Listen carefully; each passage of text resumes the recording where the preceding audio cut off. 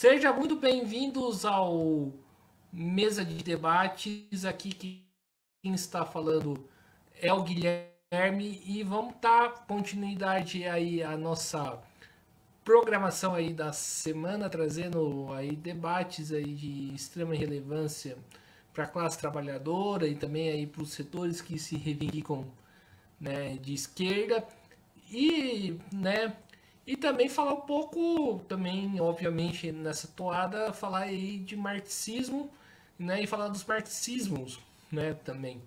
E o autor de hoje, né, marxista, né, que a gente vai tratar é sobre Jorge Lukács. Nós fizemos aí uma live, né, no ano passado sobre ele, né, convidando o professor Victor Sartori. E hoje o meu convidado é o Frederico, que vai expor sobre Lukács. Então, sem muita demora, tudo bem, Frederico? Antes da gente começar, por favor, se apresente. Oh, tudo bem, Guilherme. Bom, eu sou formado em Ciências Sociais pela Universidade Federal da Grande Dourados, tenho mestrado em Serviço Social pela UFAL, enfim, estudando lá com o Serginho, com a Cristina, com o pessoal, e agora, atualmente, sou doutorando pelo UFAL também, enfim, estudando com o Serginho, com o pessoal lá. Estudo Lukács desde a graduação, né? E faz uns 8 anos, mais ou menos, que eu tenho contato com a obra do Lukács. Meu tema de doutorado, inclusive, é sobre a obra do Lukács, o Mesaros, etc. ali, discutindo especificamente a concepção do socialismo, Lukács e tal. E no mestrado também, né? Estudei Lukács. A minha tese é sobre a historicidade na ontologia. Maravilha, então, Frederico, né? Então vamos aí para primeira pergunta, né? Eu queria que, para a gente começar, você falasse aí qual que foi o contexto aí de vida do Lukács, né? Que ele elaborou a sua obra. Nossa, o contexto do Lukács dá para falar uma hora, um dia só dele, né? Da vida dele, porque a vida do Lukács é muito acidentada, é muito maluca, assim, né? O Lukács nasce na Hungria, de uma família é uma família burguesa que compra título de nobreza, né? Porque na Hungria você ainda tem muito presente esse tipo de relação, que a Hungria está ali sobre o tacão da Áustria e do Império Prussiano, então você tem ainda muito esse tipo de relação de nobreza, títulos de nobreza, etc., jogando um peso. E o pai do Lukács é um banqueiro que sobe, ascende, né? Socialmente em Budapeste, que é a capital da Hungria, e compra títulos de nobreza, né? A infância do Lukács é basicamente passada na Hungria, mas na Hungria se fala alemão entre as classes, entre a burguesia, a pequena burguesia e quem compra título de nobreza se fala alemão fluentemente, né? É um costume, é quase a primeira língua dentro de casa.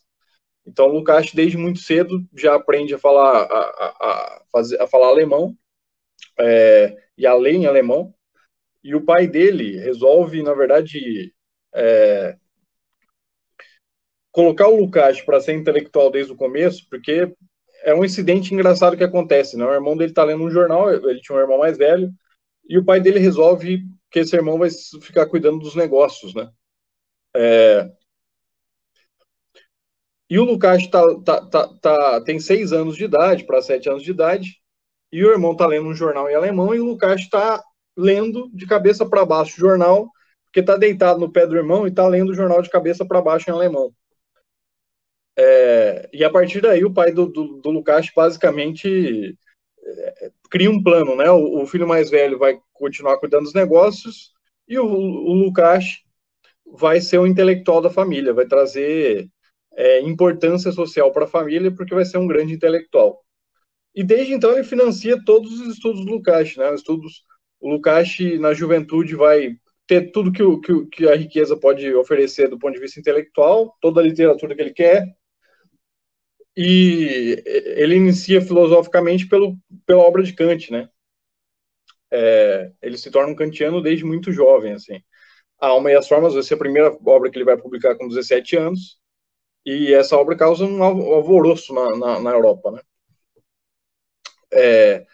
Porque todo mundo fica encantado que haja um jovem de 17 anos que conheça Kant tão profundamente e que desenvolva uma obra, e há muita, haja uma produção literária e estética do Lukács, essa é a principal, a primeira preocupação dele é essa, desde jovem, né, é uma preocupação filosófica que a gente vai ver que dura a vida inteira, mas a primeira preocupação, o primeiro campo filosófico dele, propriamente que ele vai atuar, vai ser a estética, né? E muita preocupação com o campo da ética também, desde jovem. O Mesaros vai falar isso na dialética em Lukács, por exemplo. Então, essa produção intelectual, esse caminho que o Lukács segue na Hungria intelectualmente, né, vai fundamentar para ele, vai abrir as portas para ele da Europa, né? É assim, por exemplo, que ele vai parar lá na Alemanha, no círculo de estudos do Weber, do Simmel, dos grandes intelectuais da época, né? O pai dele vai, enfim, financiar essas viagens para o Lukács vai viver na Alemanha, vai entrar fazer parte do círculo de Heidelberg, né, na universidade, e ele entra também em Direito, é bom que se diga. Ele possui uma graduação, ele vai fazer uma graduação em Direito. E estuda filosofia largamente. E aí, nesses anos do círculo, né, do Simmel, eu estou sendo muito, enfim, en passant, mas nesses anos em que ele toma contato com o Simmel, com o Weber, ele vai começar a estudar mais a sério, né, vai cair na mão dele o pensamento do Hegel, né? A gente está ali em 1912, 11, 13, mais ou menos.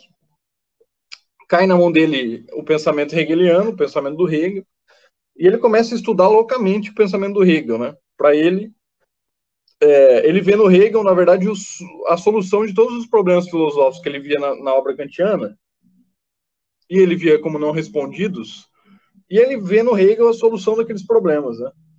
Então, assim que ele toma contato com Hegel, ele já vira um hegeliano, digamos assim.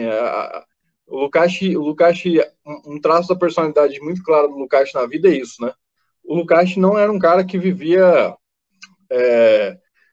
em dúvida. É um cara que a vida é assim, 8 e 80, né? Tomou a decisão, ele acredita que aquela decisão teórica ou mais eticamente possível de ser correta, ele toma e vai embora. E aqui ele vira um hegeliano sem se preocupar com o que o Simmel ou o Weber vão achar. Ele vai se afastar do círculo em 1914, um pouquinho antes de começar a Primeira Guerra, justamente porque ele vê na guerra um horror, uma destruição absurda da civilização, e o Weber escreve uma carta, enfim, dando ênfase de que a guerra é necessária para a Alemanha, né? O Simmel apoia a guerra, o círculo todo está a favor da guerra. O Lukács se apavora vendo isso e vai voltar para a Hungria. Na Hungria ele começa um círculo dominical próprio, né? E aí ele dá esse nome de forma sarcástica, né? Círculo dominical. E ele, enfim, ele congrega, na verdade, com pessoas que não estão fazendo arte, ele sabe que aquilo ali não é arte, mas é o círculo cultural que é possível naquele momento. E aí ele começa a desenvolver suas preocupações estéticas, a questão da guerra joga um peso muito grande,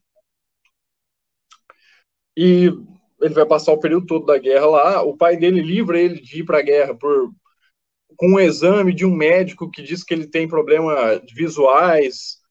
O pai dele compra, na verdade, esse atestado, digamos assim, para impedir que o Lukács vá para a guerra, e é assim que é impedido que ele não vai para a guerra, né? Porque na idade, em todos os outros critérios, ele iria para a guerra. O pai dele consegue impedir e ele fica na Hungria. Esse desenvolvimento intelectual dele, ele diz no Meu Caminho para Marx, por exemplo, né, em que ele faz a reconstituição, que ele já tinha tido contato com Marx, por exemplo, só que ele tinha visto Marx sobre a ótica de Simmel, né? Então ele fala, eu vi o Marx como um economista, como um cara que desenvolveu uma obra falando sobre economia. E por isso Marx não causou o impacto que vai causar depois nele, né? Esse depois é principalmente ali em 1917 para frente, né? Que ele começa a ver na Revolução Russa e na obra do Lenin, o Lenin falando para como acabar com a guerra, principalmente, né? O Lenin não só sendo contra a guerra, mas a frase do Lenin é assim, conhecidíssima, né? Operários e soldados voltem suas armas contra suas próprias burguesias. Não se matem entre si. Lukács acha que esse é o caminho e vê no Lenin um gigante, né? Ele olha para a situação da Europa, a situação do planeta, e ele vê no Lenin o cara que mais está chegando próximo de falar algo que de fato pode ser um caminho civilizatório, né? Civilizador. Essa é a perspectiva. Lenin aqui está falando algo que é civilizatório, é o único jeito de não destruir e acabar na barbárie. Então ele começa a ler Lenin loucamente, ler Marx loucamente, e nesse período se transforma no marxista, né? Em 19, há muita controvérsia sobre isso, mas em 19 ele entra no Partido Comunista da Hungria.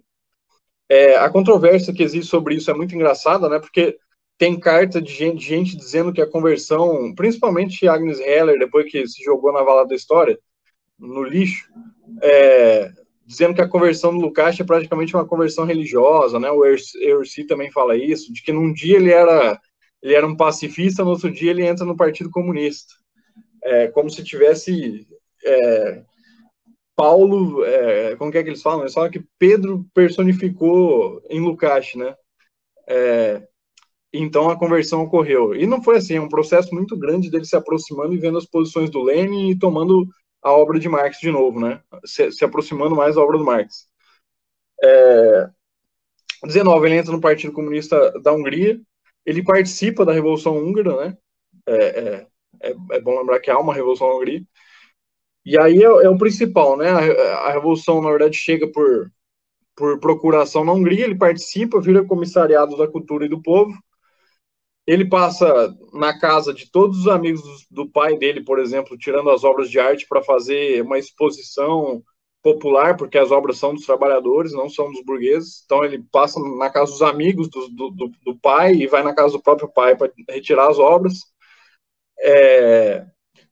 E aí, quando chega a guerra da contra-revolução, né, o Lukács é o cara que está no fronte de batalha. É um dos caras que vai para o fronte. E a história é incrível aí, porque, né, no front mesmo, ele diz que fica andando. A história de cartas, etc., diz que ele fica andando por cima no front, ele fica andando, todo mundo na trincheira, e o Lukács andando para os caras não ter medo, né? E o pessoal saraivando de tiro, e o soldado tudo puto, e diz que um soldado puxa ele, inclusive, para dentro da trincheira e pergunta se ele é louco. E aí tem um problema gigantesco, né? Enfim, uma parte dos soldados saem em retirada, sem ordem, sem nada. O Lukács pega um agrupamento, vai, rende esses soldados e manda fuzilar 8 soldados. Depois que termina e é derrotada, né, a Revolução Húngara, o Lukács vira, com a ajuda de um sujeito muito complicado do Partido Comunista, que via um embate político com o Lukács dentro do Partido Comunista Húngaro, o Bela Kun, bota o Lukács, na verdade, primeiro o Lukács vai para a ilegalidade, porque dentro da Hungria é pena de morte, né? Decretam pena de morte. E o Bela Kun tenta fazer com que o Lukács volte para organizar o Partido Comunista Húngaro. E aí, o Lukács consegue depois intervém lá na Internacional Comunista, fala que não tem como voltar, etc. E é permitido para ele ficar na Alemanha, né? E ele vai ficar na Alemanha a partir daí até quase o ascenso do nazismo, né? Ele acompanha muito de perto esse processo nos anos 20 ali, etc. Depois disso ele vai para Moscou, onde vai trabalhar lá com o David Riazanov, né? Ele é o primeiro cara a pegar os manuscritos econômico-filosóficos que ainda não existiam publicação, ninguém sabia que existia, ele pega o papel e trabalha neles. E aí esse é o salto fundamental, eu diria, do pensamento do Lukács, né? tem várias coisas que ele já está pensando, mas quando esse texto cai na mão dele em 1927, desculpa, isso para ele é assim, resolve questões que estão na cabeça dele que ele não tinha ainda chegado a uma resolução.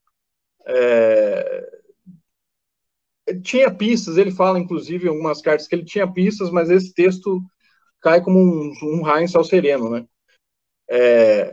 Muda para ele toda a concepção que ele tinha da obra de Marx, fundamentalmente, né?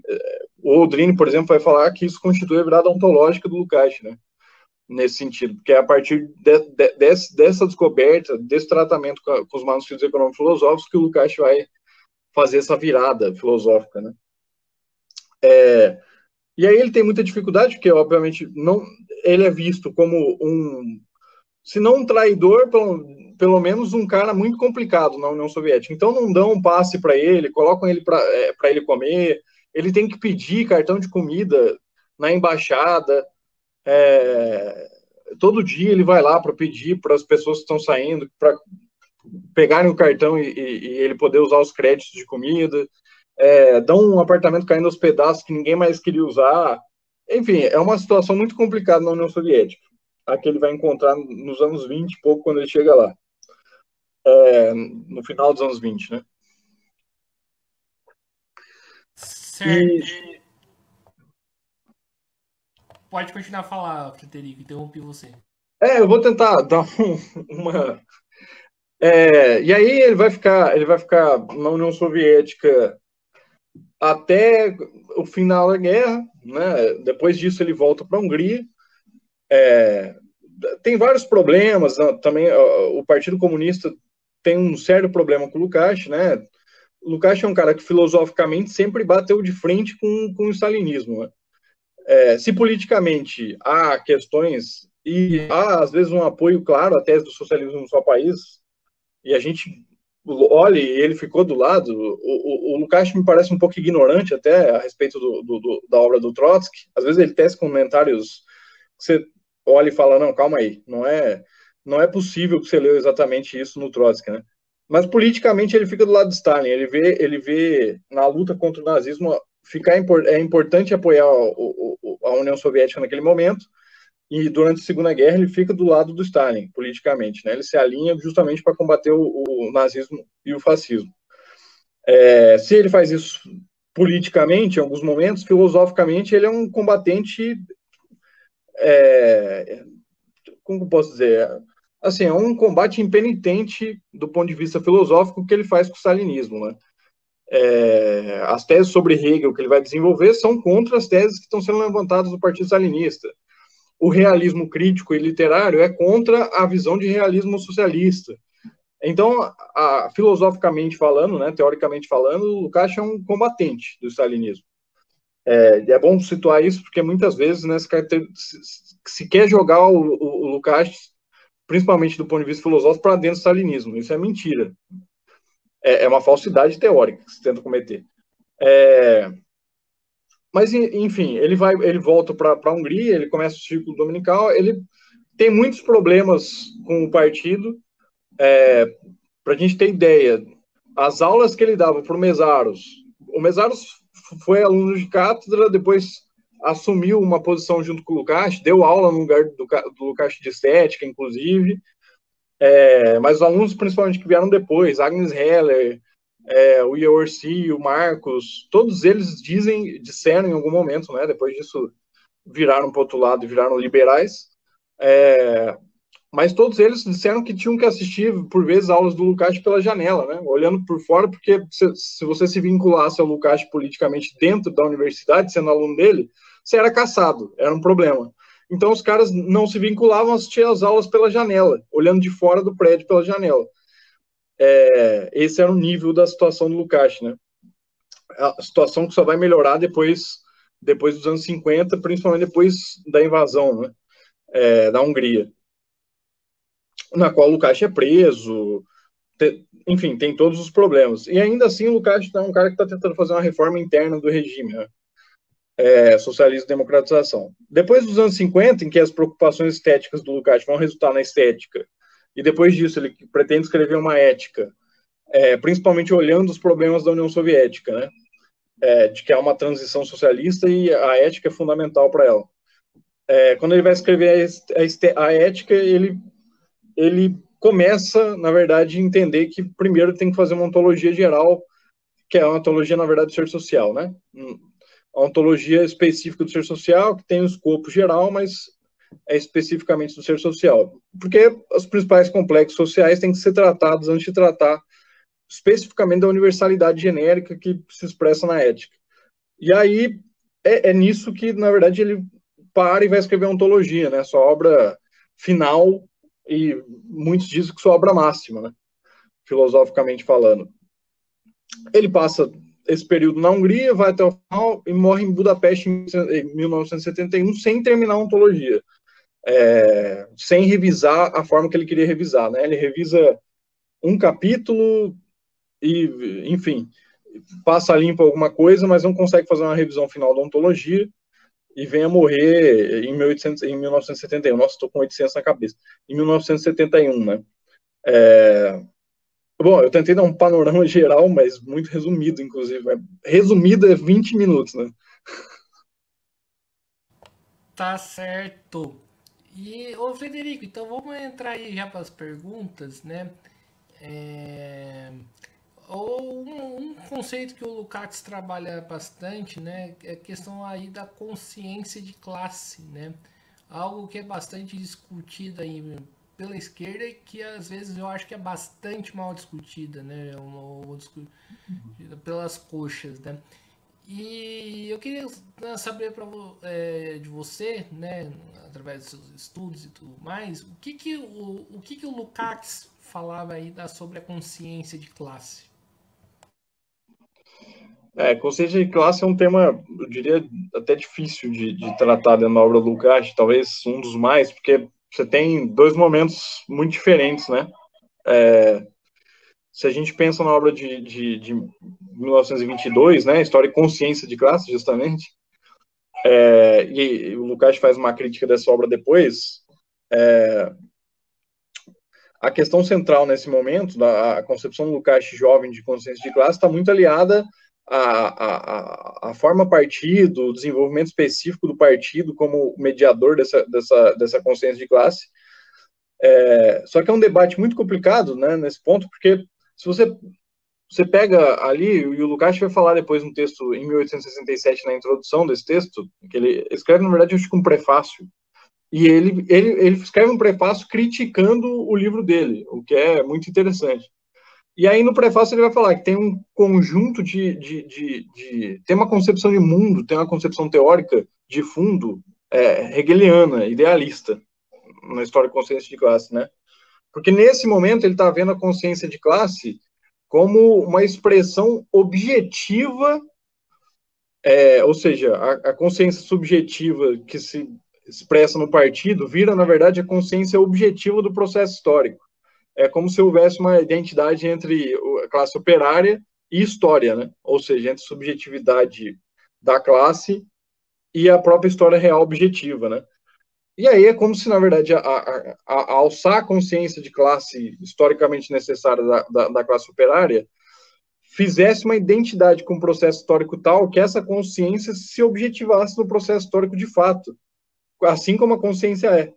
Ou seja, o processo histórico, na verdade, se torna o processo de consciência da própria classe operária. E aí você tem um processo teleológico, né? Você tem que ter uma história teleológica, você tem que ter uma história que começou lá com o destino final tendo o operariado e a sua consciência como uma consciência absoluta, que vai se realizar na história de maneira objetiva e vai se colocar como história objetiva. Esse é o principal problema, e ele faz essa crítica, né? E depois disso, né, se a gente pega... o Lukács não volta a tratar esse tema diretamente, se você pensar bem depois, porque primeiro ele está preocupado com um combate filosófico interno, então ele vai escrever o Jovem Hegel, né? Interno à União Soviética. Depois ele vai voltar na Destruição da Razão, que é uma obra fundamentalmente para mostrar como do ponto de vista ideológico e político se evoluiu do racionalismo alemão até o nazismo. Principalmente pelo combate às formas ideais do fascismo e do nazismo, né? E depois disso, aí na ontologia a gente tem uma concepção clara do que é a consciência, né? Tem uma concepção clara de como que ele vê também o ser social e as formas necessárias do ser social. E aqui, especificamente, eu diria que a categoria central, para você pensar a consciência de classe, central talvez seja ruim, mas é uma categoria muito importante para pensar a consciência de classe no Lukács maduro, ou no Lukács na ontologia, da estética, enfim, depois dos anos 30, é justamente a ideia de que a política é uma forma ideológica restrita, né? O que isso significa? Significa que o Lukács vê a ideologia como consciência geral, a forma ideológica, né? A forma de consciência é sempre uma forma de consciência ideológica, e formas de consciência que são ativamente sobre as lutas de classe, ou seja, ativamente sobre problemas objetivos da vida social, que surgem numa sociedade cindida em classes, se realiza através justamente de tomar consciência e se envolver em lutas objetivas, ou seja, tomadas de posições objetivas a respeito dessas lutas. E aí o Lukács vai chamar isso de política, né? Ele vai falar, olha, nesse sentido, em que os sujeitos tomam consciência e tomam posições a respeito das lutas práticas dos homens, e, né, da sociedade, e o nome disso é política. É uma ideologia restrita, e restrita porque é uma ideologia da sociedade de classe. E aí o Lukács vai entender, pelo menos, né, vai falar em alguma medida, de que a consciência específica, os saltos específicos da consciência de classe, como que ela opera, dependem não só da organização, dos fatores da organização da classe operária, dos fatores de organização interna da classe e da política, onde se faz de fato a política nesse sentido ideológico de ideologia restrita, mas depende também das condições objetivas às quais essa consciência responde, ou seja, depende em grande medida do processo histórico possibilitar o avanço de uma consciência ou retardar esse avanço.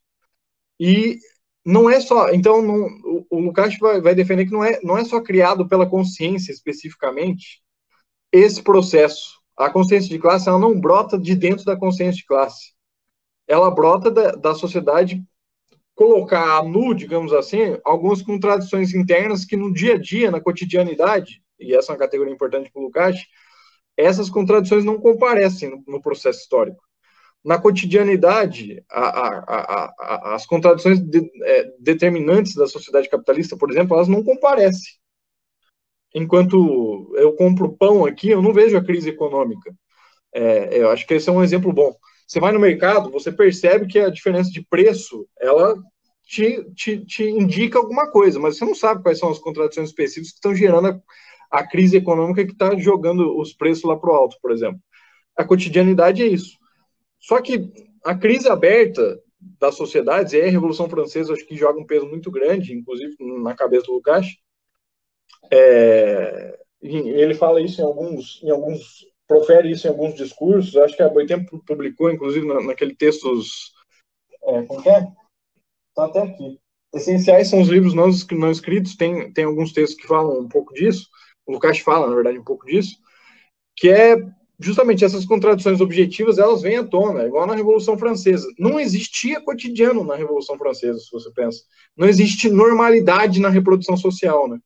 Então, essa não normalidade da reprodução social, essa quebra completa da cotidianidade, dá a possibilidade da consciência de classe, que ela permanece dispersa, ela se tornar uma consciência em comum, uma consciência geral, que não é automático, obviamente, mas ela são os fatores objetivos que permitem esse desenvolvimento da consciência de classe. E aí o Lukács está dando peso objetivo, a prioridade ontológica que ele vai dar justamente aos processos históricos objetivos da sociedade, né? A consciência ela não se levanta, digamos assim, ela não alça um voo mais alto por si só. Isso acontece sempre. Vai falar que se de um lado você tem não forma necessariamente uma vanguarda, mas os intelectuais conseguem apreender com muito esforço, inclusive, com muitas horas de dedicação a estudo, contradições sociais objetivas, a consciência de classe cotidiana, a consciência de classe que rompe o cotidiano, desculpa, só vem à tona quando essas contradições estão efetivadas na vida prática, na vida cotidiana. Quando é tão claro e clarividente a crise geral, que a reprodução mesmo fica afetada da sociedade. Então não tem como o indivíduo simplesmente viver na cotidianidade. Ele tem que tomar um partido, uma posição objetiva a respeito daquelas questões. E isso faz com que necessariamente se tenha que ter posições, e essas posições elevam ou rebaixam a consciência de classe. Aí, enfim, tem papel de intelectual, etc., mas o Lukács não entra nessas questões. Putz, espero ter respondido isso aí. Certo? E em cima disso, o Frederico, faz sentido parte em cima do que da sua exposição aí sobre questão da consciência de classe, faz sentido parte da esquerda, né, apontar o dedo e falar o pobre de direita, porque eu vejo muito esse termo, né? Acho que é bom colocar, né, a teoria marxista à luz da prática atual. E eu vejo muito esse pessoal falando assim, o pobre de direita, né? Faz sentido esse termo tanto na concepção de Lukács e dentro da concepção provavelmente marxista? Não faz sentido, na verdade, até a forma, eu diria a forma geral ideológica, assim, né, de você falar que o pobre de direito, porque, horas, a sociedade burguesa produz a consciência da sociedade burguesa, né? Se você pega o que o Marx fala na ideologia alemã, é bem claro, né? Você pega o Marx está falando lá que a sociedade burguesa produz na sua reprodução as suas próprias formas ideológicas, significa que conservam a sua reprodução, as suas próprias ideias, significa que essa sociedade produz justamente as ideias que são reproduzidas e que são necessárias à sua reprodução. O anormal não é nem o pobre ser de direita, é o pobre ser comunista nessa sociabilidade. Porque se você olha as formas ideais que são necessárias para a reprodução na própria vida do indivíduo nessa sociabilidade e as crenças que ele tem que, enfim, abdicar, aliás, que ele tem que trazer para si, para ele minimamente achar um sentido de vida, né? Porque o Lukács vai, por exemplo, vai falar muito do sentido da vida, que é uma necessidade objetiva de cada indivíduo ter um sentido na vida para reproduzir a sua existência, para você não continuar, mas você reproduzir a sua individualidade, desenvolver sua personalidade em certo sentido. E isso está muito relacionado, se você pensa, né?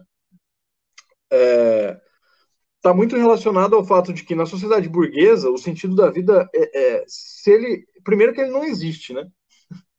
Então você se apega a algumas coisas. Ele não existe como tal. Como que ele existe? Ele existe no particularismo. Como que você se apega para continuar vivendo? O sentido da vida vira você sustentar sua família. O sentido da vida vira ter uma família. O sentido da vida vira sempre questões particulares. Questões particulares que são completamente fora da universalidade, de você se desenvolver enquanto indivíduo e entender que existe um gênero humano. Ou seja, entender que a humanidade reproduz a si mesmo, enquanto você se reproduz enquanto indivíduo, você reproduz a humanidade.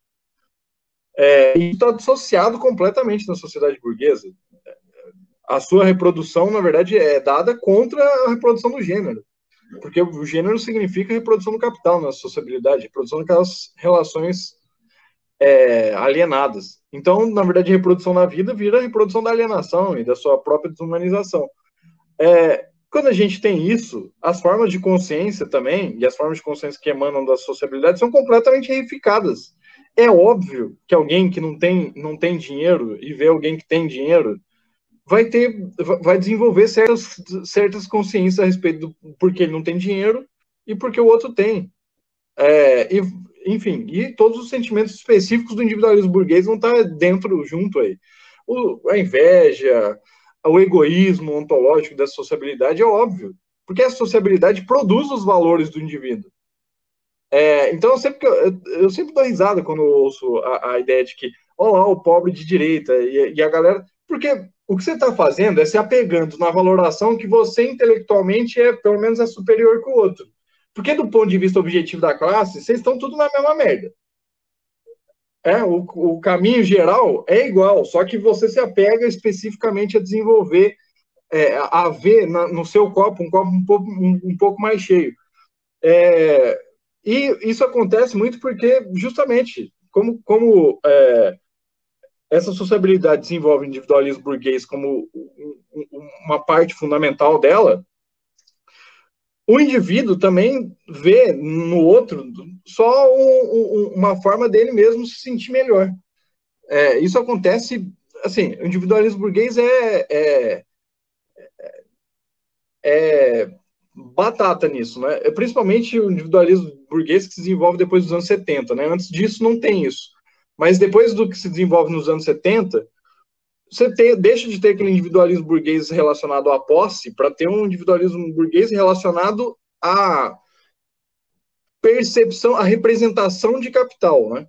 E o Marx usa isso num sentido específico, ou seja, você representa a sua personalidade através das mercadorias. Só que o que acontece agora é que, como nem as mercadorias, por vezes, você consegue representar a sua personalidade através delas, você se representa a sua personalidade para se colocar enquanto indivíduo em certos conjuntos valorativos. E aí, você, por exemplo, pode ser pobre, mas você é de esquerda.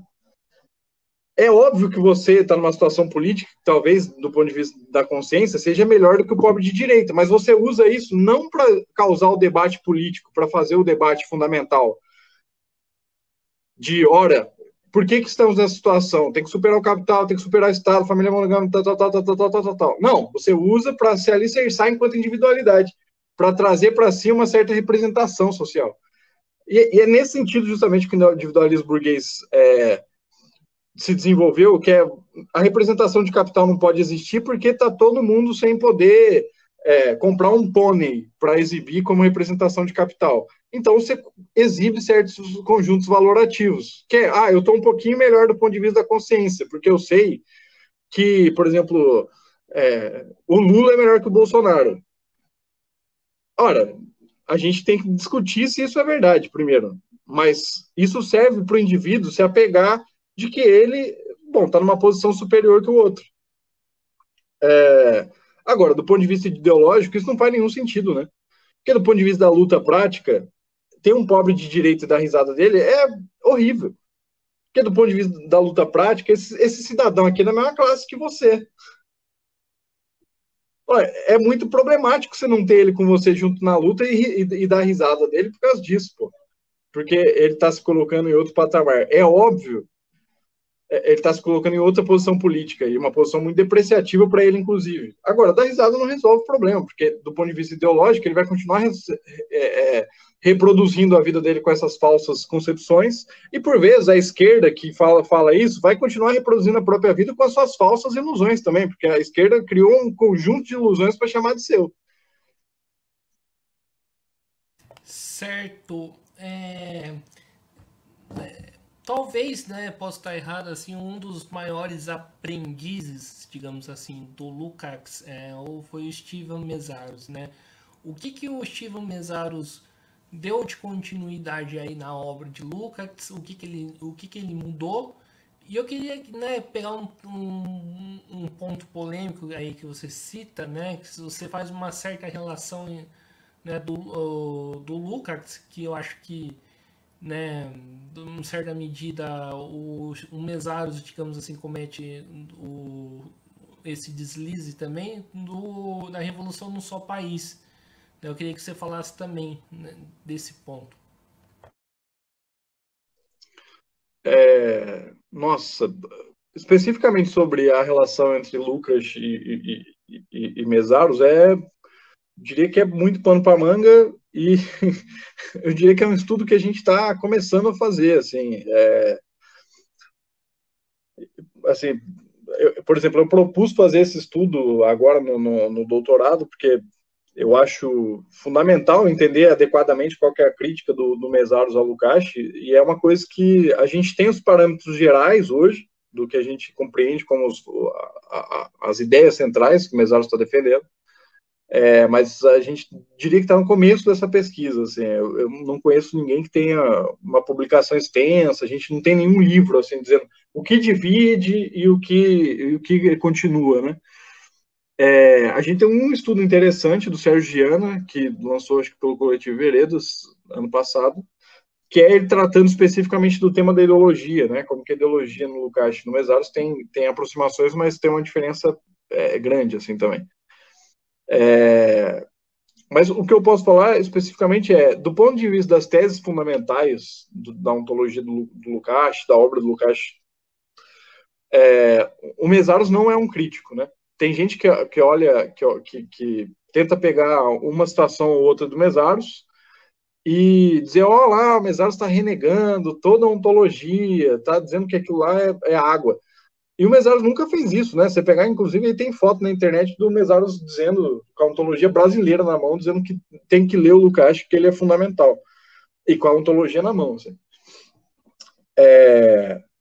Do ponto de vista das teses fundamentais, eu diria, com alguma segurança, eu posso dizer que o Mésaros é um continuador pleno das teses teóricas fundamentais, eu diria, do trabalho enquanto fundante do ser social, o trabalho como determinante da reprodução social, a ideia de que a reprodução social é uma totalidade composta, é um complexo de complexos, composto por mediações com totalidades internas, que a arte faz parte, que a política faz parte, que as formas ideais fazem parte, enfim, são todos complexos específicos, que o direito é um, já que você falou com o Sartori, aí eu vou colocar, o direito é um, o Estado é outro, né, na sociedade de classe, etc, etc. De como se reproduz socialmente a sociabilidade, as teses da dialética do Lukács, como o Lukács vê a dialética especificamente, os processos enquanto complexo de complexo com mediações internas, que há um momento predominante, né? O Lukács é o cara que vai falar isso. O Marx fala do momento predominante em umas passagens, é verdade, por exemplo, pega no Grundrisse, mas o Lukács acho que foi o primeiro cara a falar, não, calma aí, ó, essa categoria aqui, momento predominante, ela é fundamental para a gente entender o que é o sentido de movimento interno de um complexo ou de uma categoria para Marx. Nisso o Mésaros está completo, assim, completamente com o Lukács. Você não tem uma crise aí. Você tem críticas, talvez, especificamente a como o Lukács vê a ideologia, o Mésaros tem discordâncias. A como o Lukács toma a política, o Mésaros, me parece, tem discordâncias. O problema da ética, e aí entra um emaranhado de questões que a gente ainda não resolveu totalmente, e a gente está, enfim, começando o estudo ainda, um emaranhado de questões das relações que o Mésaros vê entre ética e ontologia. Aí você tem questões, aí o Mésaros vai achar problemas do ponto de vista dele querer desenvolver a ética, né? O Mésaros vai defender que o Lukács não desenvolveu a ética, não porque a ontologia era necessária, mas porque a ética era impossível. Coisa que o Lukács achava plenamente possível desenvolver uma ética na sociabilidade capitalista. O Mésaros vê como impossível. Fala, não tem como ter ética porque a ética não existe no solo social dessa sociabilidade. Então não dá para desenvolver uma ética, teoricamente. Mas o Mésaros vai fazer essa crítica. E ele vai começar a entrar em questões ontológicas fundamentais para debatê-las, né? Em que medida ele faz alterações nessas questões ontológicas fundamentais, etc. É uma coisa que a gente tem que parar e olhar no Paralelo Capital com calma, ver exatamente, talvez concretizar melhor algumas categorias que o Mésaros usa lá, justamente com essa leitura da ontologia, com essas, principalmente a parte 2 do Paralelo Capital, né, em que ele faz toda a crítica da obra do Lukács, parar e daí talvez concretizar muitas categorias que a gente compreende, mas talvez a gente não compreende a real dimensão dessas categorias para o Mésaros. Então acho que tem muito a se fazer aí nesse âmbito, né, na continuidade e ruptura do Mésaros em relação ao Lukács, principalmente do ponto de vista do Paralelo Capital. Assim, se você olha o Paralelo Capital, a crítica dele é mais generalizada ao Lukács ali. Em relação ao socialismo no seu país, o Lukács, olha, se você pega aquela autobiografia dele, né, até o final ele vai dizer que aquela era a posição correta a se defender naquele momento. No socialismo democratização também, né? Você pega, ele nunca faz uma autocrítica da posição dele sobre o socialismo no seu país. Ele sustenta a posição politicamente, porque ele acha fundamental sustentar ela politicamente. E ele, na verdade, eu diria que o Lukács é um apoiador em termos do socialismo no seu país. Ele apoia politicamente porque ele acha que não tem como não apoiar no começo, né? Se você pensa na Segunda Guerra Mundial ali, aquele período, primeiro ele fica com o Stalin, e aí ele continua com o Stalin do ponto de vista dessa tese, né? Da defesa do socialismo no seu país. E aí ele vai até a Segunda Guerra. Depois disso, ele começa a ser um apoiador em termos. Primeiro ele vê o perigo do nazismo, do fascismo, então ele acha que politicamente há que ter unidade. Depois de 45, quando a gente olha, ele apoia, mas apoia em termos porque ele acha que tem que fazer um processo de democratização, né? De democratização e socialização política da União Soviética. Só que aí está um problema fundamental, né? O Lukács, junto com o Gramsci, por exemplo, e ele é incrível que ele mantém essa posição. Até a ontologia que, para mim, há uma contradição interna grande entre essa posição que ele vai defender e a ontologia. Esse é outro debate eterno. Mas ele vai dizer que uma fábrica numa sociedade socialista não é muito diferente de uma fábrica numa sociedade capitalista. Vai dizer que até o modelo industrial é igual. Porque, justamente, na União Soviética, o modelo industrial é completamente igual, né? A diferença é que você tem o stakhanovismo em vez do toyotismo fordismo. Do taylorismo fordismo, desculpa. Então, do ponto de vista das relações sociais de base, né, do trabalho, etc., o Lukács já fez a transição.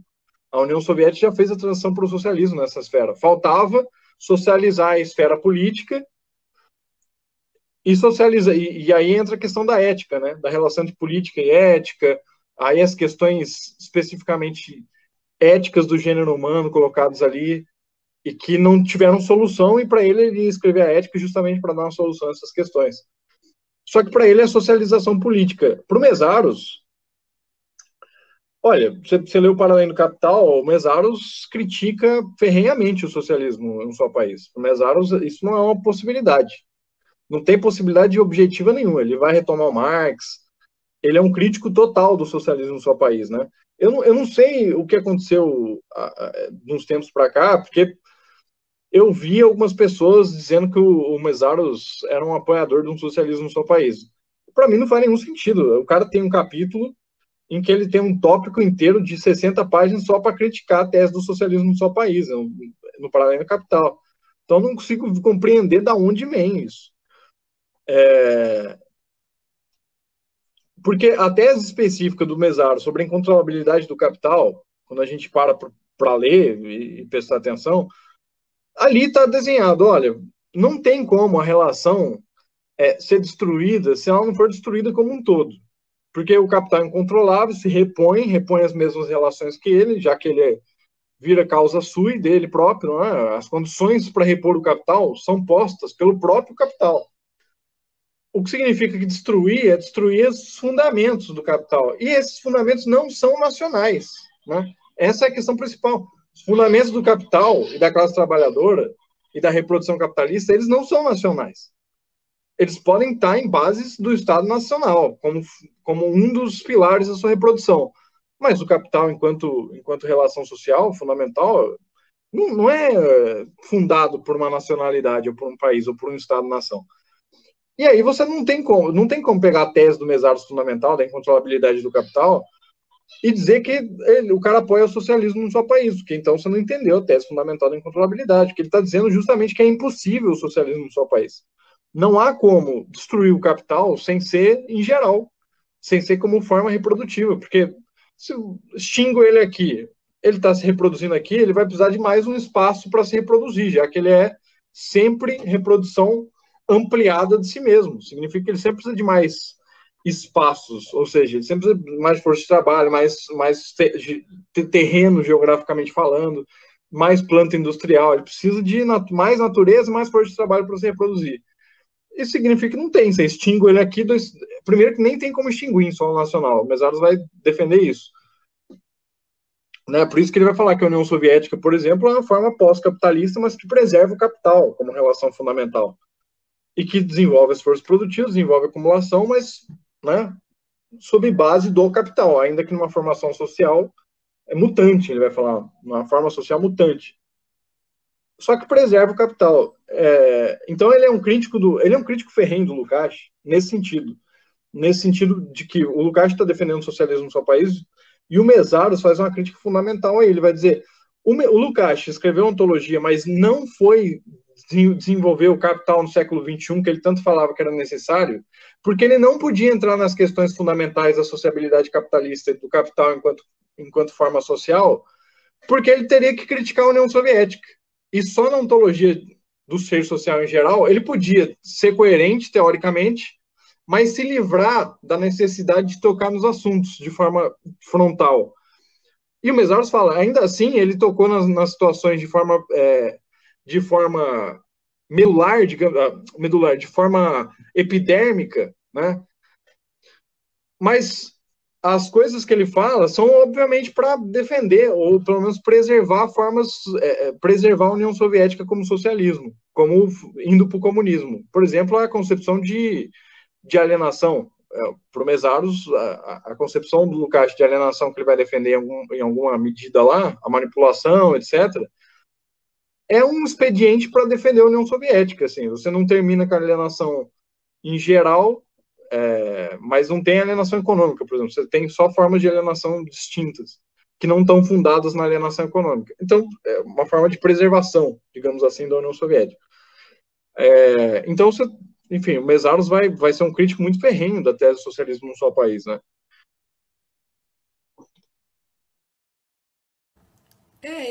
Eu particularmente, ô Frederico, eu tenho uma certa dúvida em relação a isso. Eu não diria um defensor aberto, né, da revolução do seu país. Eu diria que a tese do Mesário na consolidação do socialismo e do comunismo leva assim uma adaptação ao assim velada, digamos assim, do socialismo no seu país. Pelo menos essa é a interpretação aí que eu tive, né, do Mesário. Se você quiser ir rebater, né, falar que eu não, né, esse ponto que eu coloquei, sinta-se à vontade.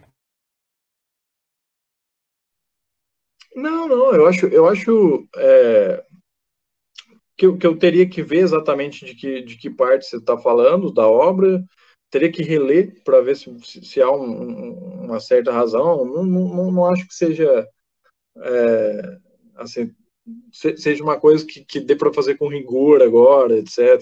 Porque eu nem sei exatamente de qual parte você está falando, porque para mim as condições. Há uma questão sobre o apoio à Venezuela, né? Eu diria.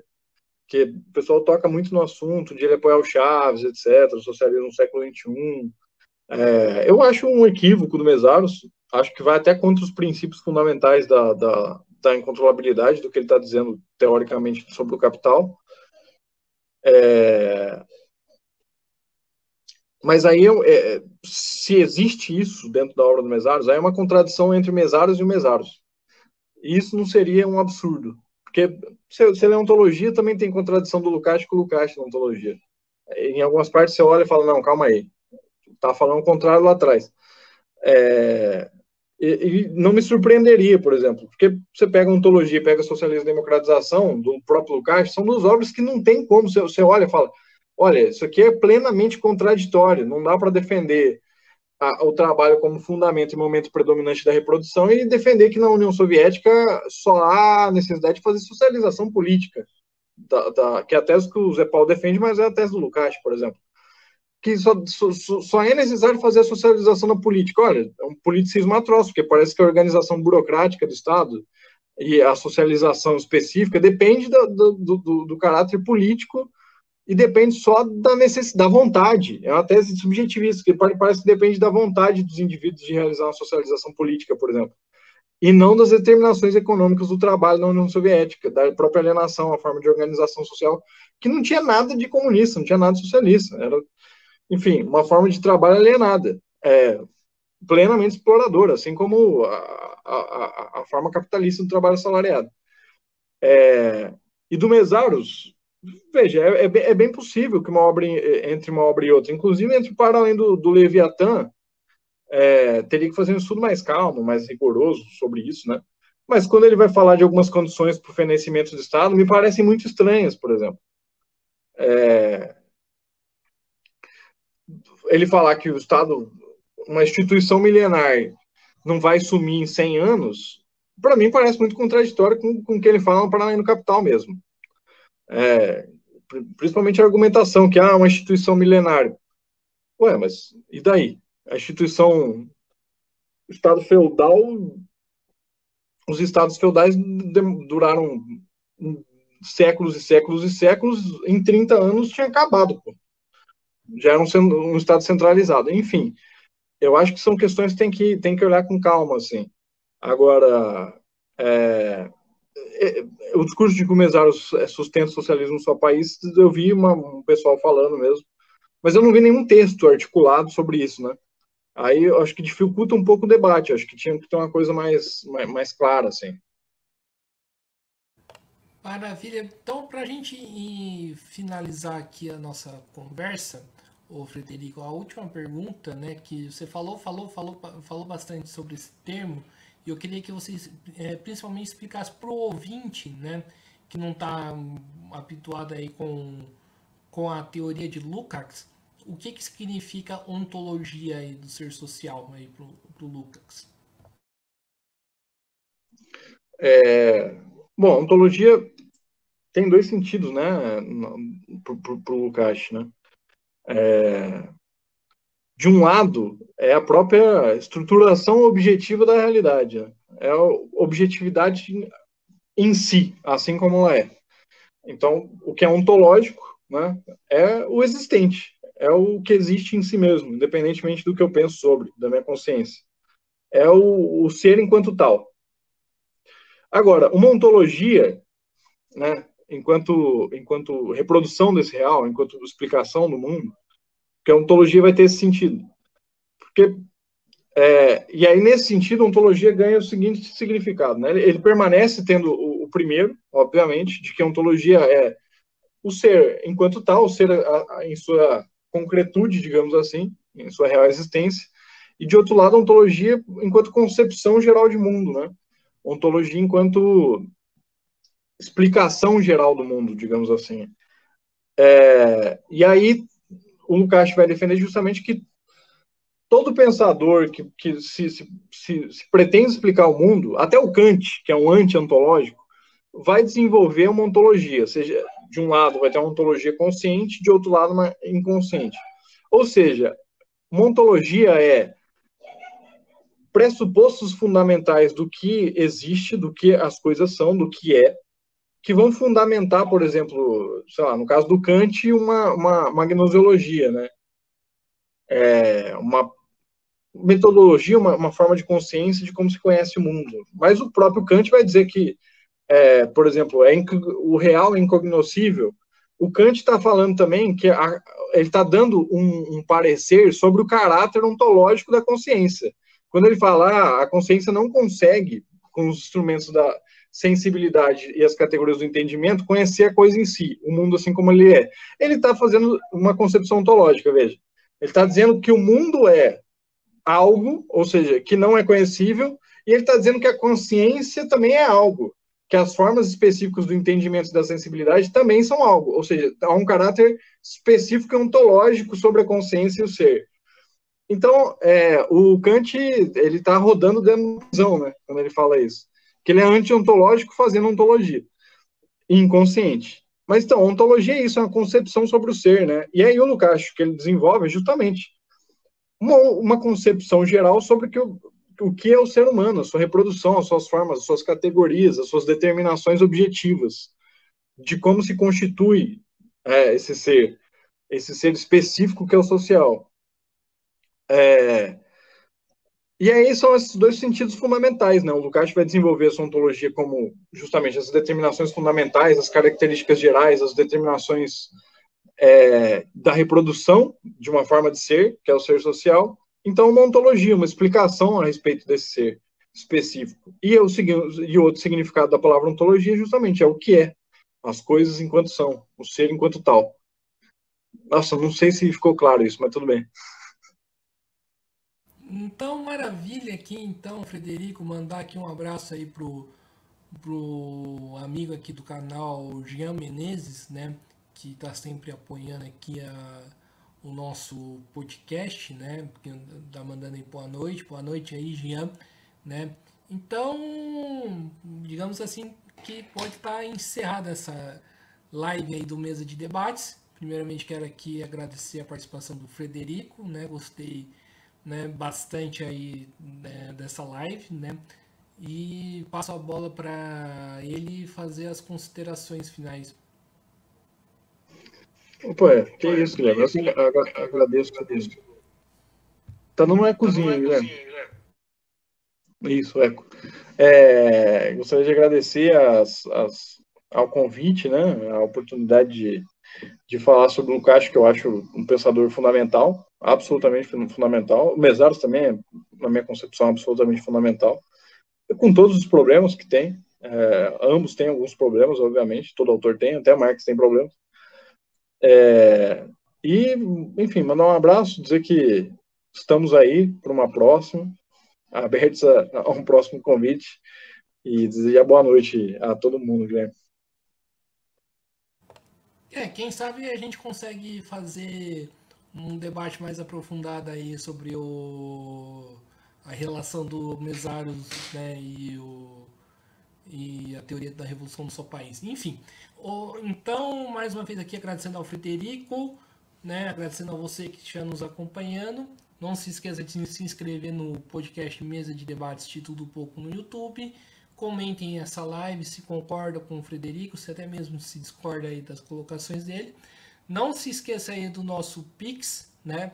O André aí tá de fantasma aí controlando essa live. Se puder passar o número do Pix, né, da nossa vaquinha, 38 500 702 800 CPF, explicando por que dessa vaquinha, por caso você chegou agora aí do canal, né? O Mesa de Debates está aí tentando fazer uma campanha financeira para comprar um pacote de streaming, né, do StreamYard, essa plataforma que nós estamos usando, ilimitado, né?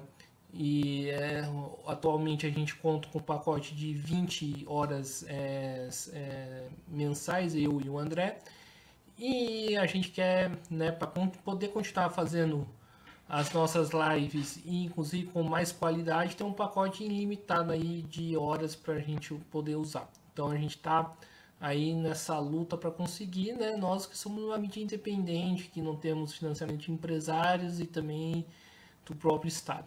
Então é isso aí, pessoal, né? Muito obrigado a todos e até a próxima. Fui!